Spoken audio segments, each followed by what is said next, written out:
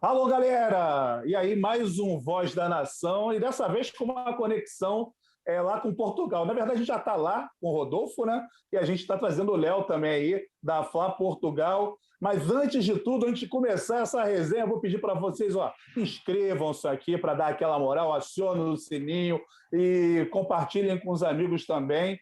E o meu Mengo, né? A nossa saudação. O meu Mengo de hoje vai para a terrinha, para Portugal, terra de Jorge Jesus. Mengo! E o seu Mengo, Rodolfo, seja bem-vindo. Bom dia, boa tarde, boa noite, nação rubro-negra. Muito obrigado à audiência de vocês. O meu Mengo de hoje vai para a Embaixada Fla Portugal, nossa convidada especial de hoje. Então vamos lá. Mengo! Mengo!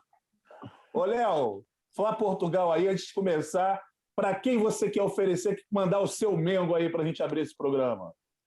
Cara, eu quero oferecer meu Mengo para a Voz da Nação, né? Pô, convidado agora de participar de um programa, então vai para vocês. Mengo! Mengo! Mengo! É isso, galera. A gente aqui, direto de Portugal, eu sou o único tupiniquim aqui, e essa relação que a gente tem, né? Brasil, Portugal, e com Jorge Jesus aí, sendo o responsável, um dos responsáveis por esse começo de hegemonia do Flamengo. Eu acredito que é só um começo, né? Ô, Léo, minha primeira pergunta: há quanto tempo você está aí e como é que foi fundar a Fla Portugal aí? Quando o nosso amigo Felipe Decour, que é outro rubro-negro, cavaquinista, cara sensacional aí, que está sempre envolvido nos projetos, ele viu o vídeo do Cláudio Cruz, o Rodolfo, que é o fundador da Raça Rubro-Negra. Ele, Nadai, vou te passar o contato de um amigo aqui, que ele é o Cláudio Cruz, lá de Portugal. Então eu falei, tem que falar com esse cara. Mas conta aí pra gente, Léo. Então, cara, eu cheguei aqui em 2014, né? Já estou aqui desde 2014, eu e minha esposa, e a história da Fla Portugal, na verdade, assim, quando você é rubro-negro de verdade, qualquer lugar, para onde que você for, você vai encontrar outros rubro-negros e você vai acabar fazendo amizade com uma galera certa para criar alguma coisa. Eu cheguei aqui, a grande desafio a época que eu cheguei era assistir o jogo do Flamengo, porque não era fácil passar aqui. Tinha o Premier Internacional da Globo, que passava alguns jogos, poucos jogos. Eu ficava que nem um louco na internet, puxando link, vendo qualquer coisa, tentando achar alguma coisa para ver jogo. E a coisa do fuso, né? Tudo de madrugada, uma coisa de louco. O Rodolfo sabe muito bem como é que é isso aqui. E aí, enfim, a gente começou fazendo contatos, aí querendo ver jogo com um amigo, aí os amigos se encontrando, aí de uma hora para outra a gente começou a criar, vamos criar um negócio aqui do Flamengo, e não tem, começamos a investigar, não tinha nada, nenhum grupo do Flamengo, mas conhecia já um monte de rubro-negro, aí fomos juntando a galera, fomos conversando, isso foi em 2017. E aí a gente fez um contato com uma casa que chama Penha Barcelonista, que é uma casa na verdade, passa jogo do Barcelona, é uma casa meio oficial do Barcelona aqui em Lisboa. Fomos falar com um cara lá, porque eu já ia ver jogo da Champions lá, eu gostava do espaço, um sinuca, e dá para comemorar lá o jogo. E aí eu cheguei pro dono lá, falei da gente, do Flamengo, ele falou, não, conheço o Flamengo, vocês têm torcida aqui? O cara conhecia o Flamengo. Vocês têm torcida aqui? Tem, então começa a ver jogo aqui.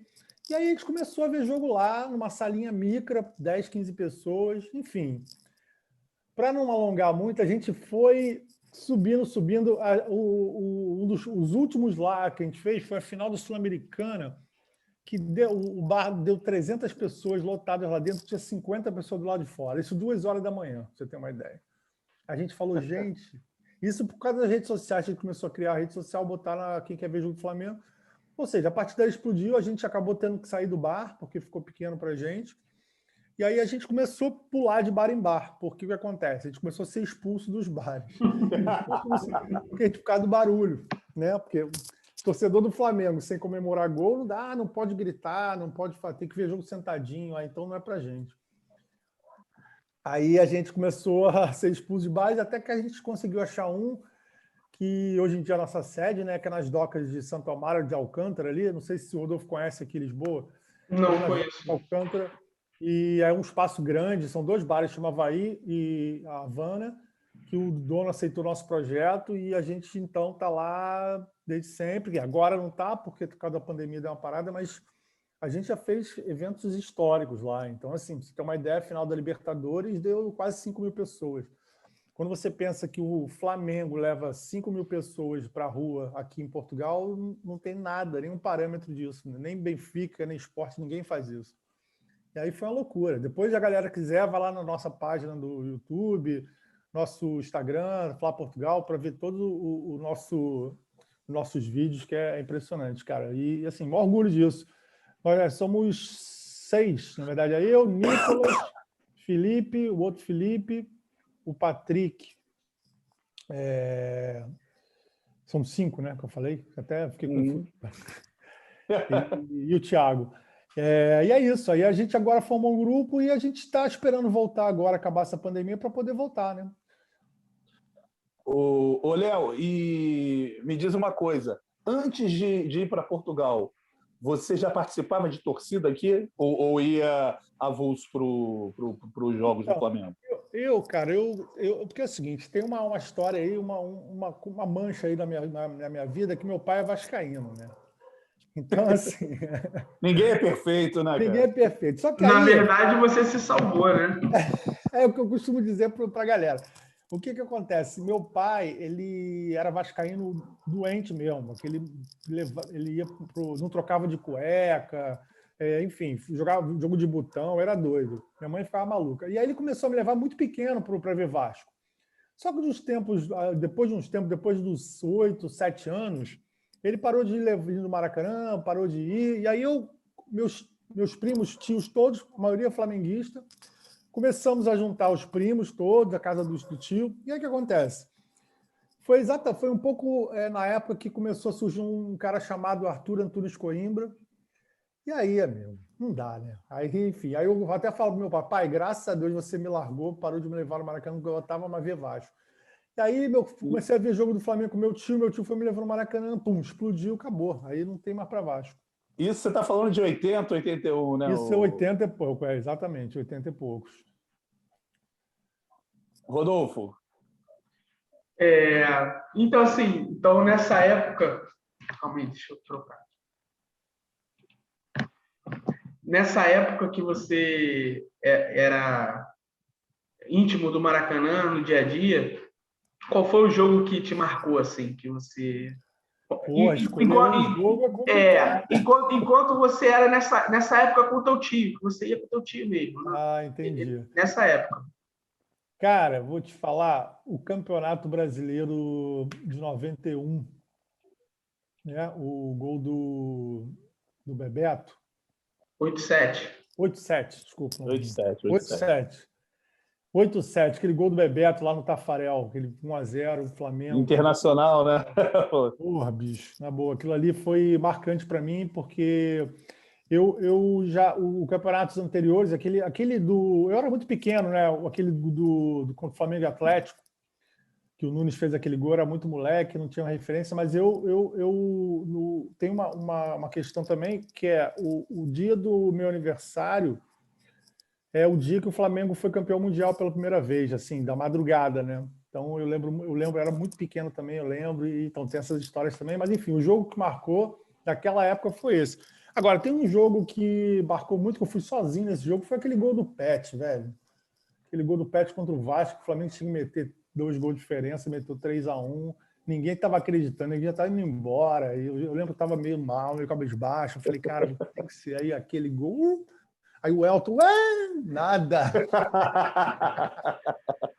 Ele aquela bola entrou onde tinha que entrar, né? Aquele jogo foi foda. Cara, vocês falaram do Nunes, eu estou para contar isso há séculos. Eu contei, Rodolfo, não sei. Eu contei que eu joguei ao lado do Nunes, que tomei um monte de esporro do Nunes. Eu acho que contou na primeira, contou. Quando a Adílio TV. Caraca, rapaz. Pô, caraca, tomei muita dura do Nunes, meu Deus do céu. Mas dei 2 passos.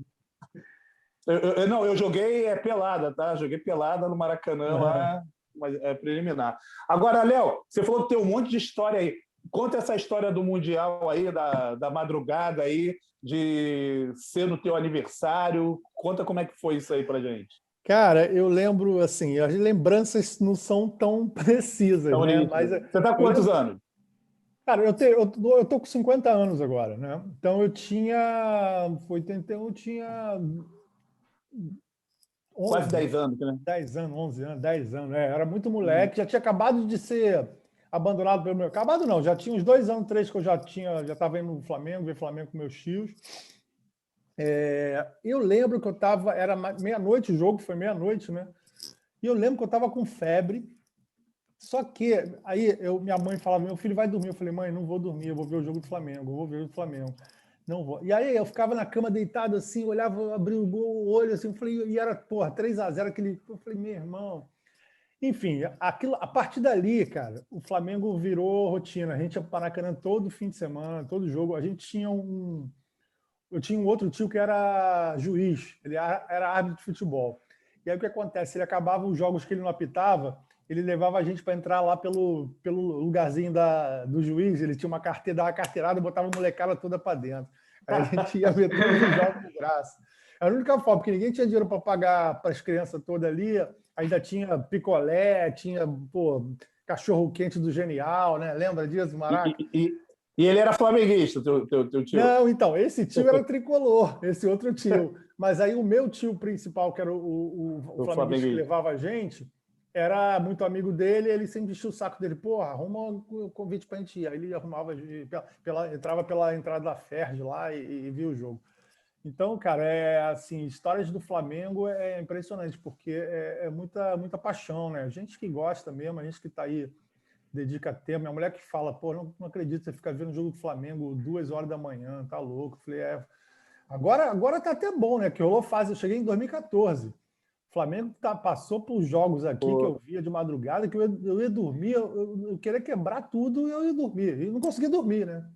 E aí depois de 2019, como você falou, Mister Jorge Jesus, meu irmão, depois é Flamengo antes e depois. Aqui em Portugal é antes e depois.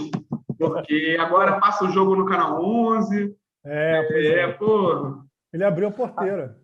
Ô, Léo, bom ter falado. Quando você já estava aí, né? O Rodolfo foi agora para Portugal, né? Mas você já estava aí.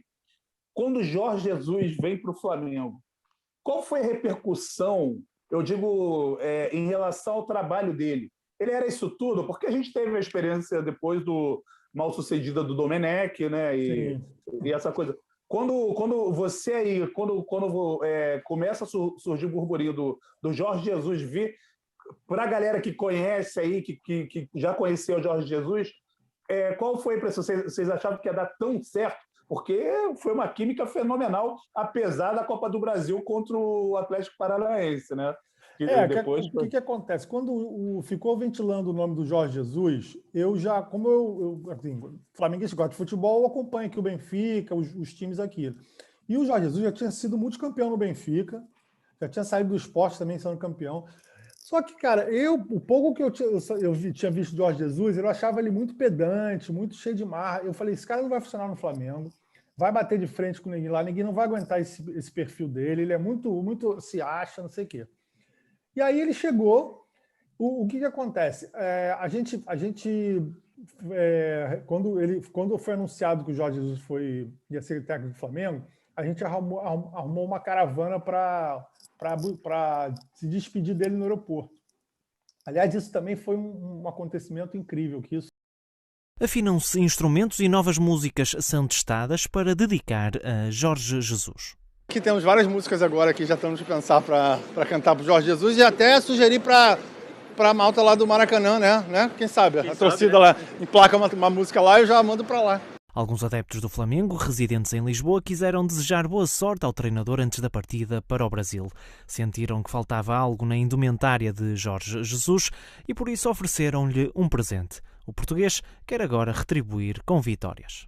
É para ganhar títulos, para ganhar todas as competições onde esteja-se inserido. Isso não há outro caminho, não é?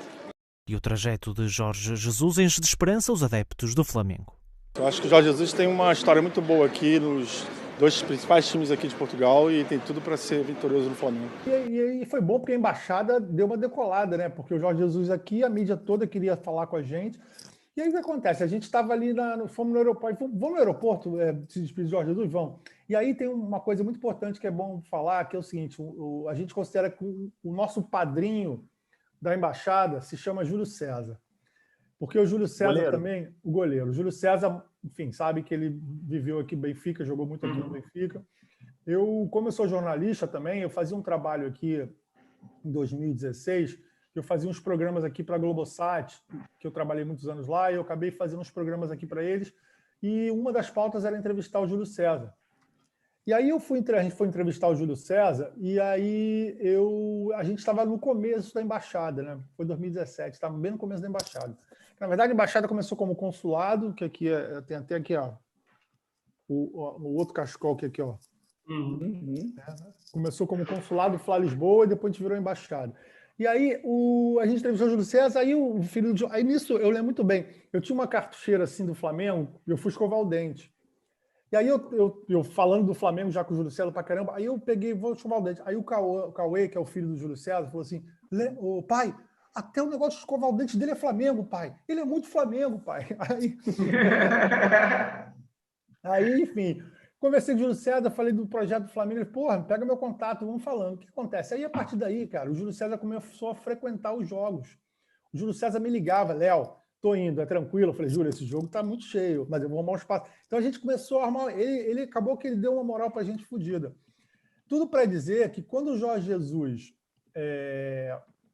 ia pro Brasil, ele me ligou e falou, Léo, já peguei o voo do Jorge Jesus, já tem aqui o horário do voo, vocês querem dar uma despedida dele? Então vou mandar para você. Eu falei, galera, já tem tudo, vamos embora. Aí fomos com surdo, caixa, meu irmão, fomos pro aeroporto. Aí chegamos lá no aeroporto, batucando, os jornalistas olhando, quem são esses malucos, né, cara? Tipo, os caras iam Flamengo. Aí começa a entrevistar a gente, aí daqui a pouco, quando vê, abre a porta do carro, vem ele, o mister, cara. Aí eu só pego o cachecol e faço assim nele, ó.